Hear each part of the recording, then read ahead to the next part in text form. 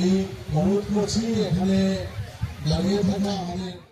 হেমন্ত বিশ্বাস জিন্দাবাদ জিন্দাবাদ জিন্দাবাদ হেমন্ত বিশ্বাস জিন্দাবাদ জিন্দাবাদ জিন্দাবাদ মোদী সরকার জিন্দাবাদ জিন্দাবাদ জিন্দাবাদ মোদী সরকার জিন্দাবাদ জিন্দাবাদ জিন্দাবাদ মোদী সরকার জিন্দাবাদ জিন্দাবাদ জিন্দাবাদ ভোট দিবেন কোন কানে পদ্ম ফুলের মাঝখানে ভোট দিবেন কোন কানে পদ্ম ফুলের মাঝখানে পদ্ম ফুলের মাঝখানে পদ্ম ফুলের মাঝখানে বিজেপি জিন্দাবাদ জিন্দাবাদ হেমন্ত বিশ্বাস জিন্দাবাদ জিন্দাবাদ জিন্দাবাদ হেমন্ত বিশ্বাস জিন্দাবাদ জিন্দাবাদ জিন্দাবাদ হেমন্ত বিশ্বাস জিন্দাবাদ জিন্দাবাদ জিন্দাবাদ মোদী অনুরোধ করছি জাগরতলা দিকে আঞ্চলিক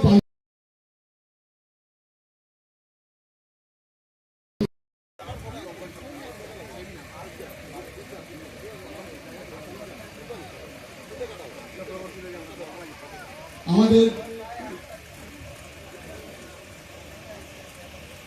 জেলা সভাপতি উনি এসে পৌঁছে যাবেন, ওনার সাথে আছেন আমি আমাদের সাংবাদিক